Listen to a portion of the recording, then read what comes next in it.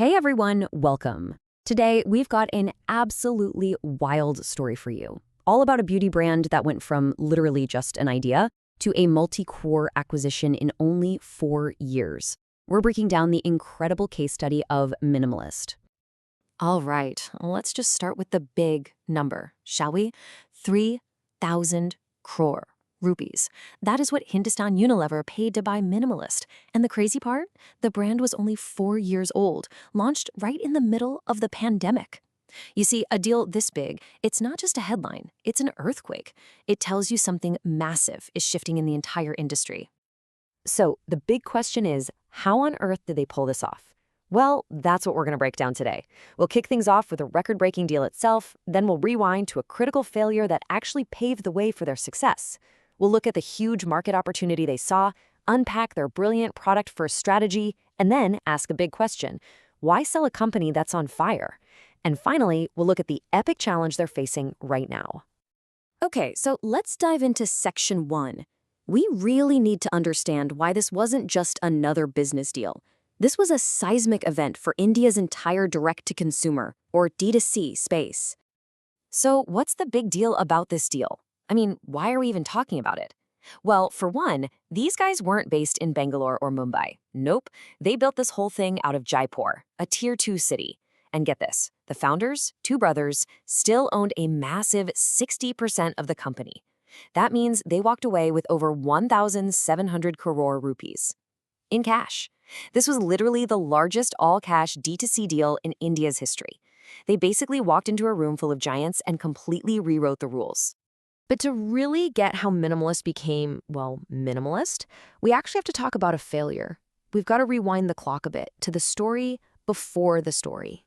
So back in 2018, the same two brothers, Mohit and Rahul Yadav, started a company called Freewill. And the idea? It was genius. Personalized hair care made just for you, on demand. It was so good, in fact, that it got them into Sequoia Capital's super prestigious Surge Accelerator program. On the surface, everything looked perfect. But, and this is a big but, they ran into a huge problem. See, on one side, customers absolutely loved the product. We're talking 25,000 five-star reviews, people couldn't get enough of it. But on the other side, the business model was just broken. It was way too expensive and slow to make custom products for every single person. So they had this paradox, a product everyone adored, but a business that was physically impossible to scale into a billion-dollar brands. And that's where they learned the most important lesson of their lives, the one that would be worth thousands of crores later on. A great product is amazing, but it's not enough. If the business model behind it can't scale, you're dead in the water. That one lesson, that became the DNA for everything Minimalist would become. Okay, so armed with this hard-won lesson, the founders looked at the Indian beauty market, and they saw a massive, massive opportunity. An industry that was frankly built on hype, not results.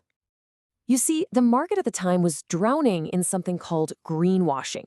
This is basically when a brand slaps words like organic or natural on the front of the bottle to make you feel good, while the back of the bottle, in tiny print, lists a bunch of stuff that's either useless or, in some cases, even bad for you. And this wasn't just a small problem. The scale of it was just insane. A study found that a whopping 79% of these green claims were either totally exaggerated or just flat-out lies. People weren't buying solutions. They were being sold a fantasy. So this all led them to a huge make-or-break question. They saw this brand from Canada called The Ordinary, which was all about transparency. And they wondered, is the Indian consumer ready for this? Are they ready for a brand that's built on pure science and honesty instead of marketing fluff? This was the bet. And as it turns out, it was a 3,000 crore rupee bet. And boy, did that bet pay off. Their product-first playbook was so powerful that it got them to a 100 crore revenue run rate in just 8 months. To put that in perspective, that's something that takes most competitors years, if they ever get there at all. So how'd they do it? Their method was deceptively simple, really. It came down to 3 things. Number 1, prioritize the product. Like, be completely obsessed with its quality. 2, keep your marketing super lean, no wasted money. And 3, be incredibly efficient with your operations. That's it. Okay, now look at this. This chart tells you so much. Minimalist was only spending about 25% of their revenue on marketing. The industry average? It's way up at 40 to 50%, almost double. So they were spending way, way less to get new customers. The question is, how? Well, this next chart is the answer. Their customer repeat rate was a staggering 60%. The industry average is barely 20. We're talking 3 times higher. What does that tell you? It tells you the product was so good, people just kept coming back for more. They didn't have to shout to get new customers because their existing customers were their best advocates. The product itself was the marketing. And if you want to see this strategy in action, just look at this head-to-head with a huge competitor like Mama Earth. First, look at COGS. That's the cost of goods sold. Minimalist actually spent more making their stuff. That means better ingredients, a better quality product. And that investment paid off big time. Look at their ROS, return on ad spend. For every 1 rupee they put into ads, they got 4 back. 4. That's way higher than their competition. And maybe the craziest part? They did all this with only about 66 products, staying super focused while their competitors were drowning in the complexity of managing over 500. So what was their marketing secret sauce? It was simple. Trust. They didn't launch with some big, flashy ad campaign. Instead, they let their real customers do the talking. Real testimonials became their version of influencer marketing. They ran campaigns to actually educate people, like #KnowYourIngredients. They worked with dermatologists to prove they were legit. Everything was about science, transparency, and education. Zero hype. Okay, which brings us to the elephant in the room.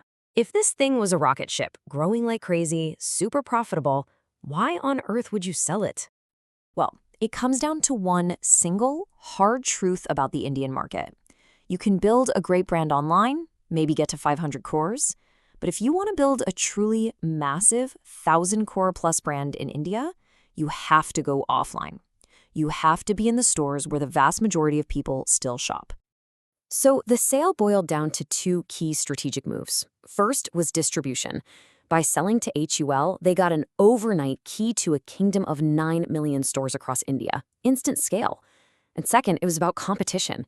A huge new player had just landed in India, and the founders knew they needed a powerful ally with deep pockets to gear up for the war that was coming. And that, my friends, brings us to the final and maybe most interesting chapter of this story, because here comes the plot twist. The very brand that inspired minimalists in the first place, yeah, they've now landed in India and become their biggest competitor. So this is the new battleground. It's a proper clash of the titans. On one side, you have Minimalist, with Hull's incredible distribution network behind them. And on the other, you have The Ordinary, backed by the global powerhouse Estee Lauder. Minimalist got here first. They know the Indian market. But The Ordinary is the OG, the original science-first brand with massive global recognition. And so that leaves us with one last massive question. The student, Minimalist, kind of became the master of the Indian market. But now the original teacher, The Ordinary, has shown up to the fight.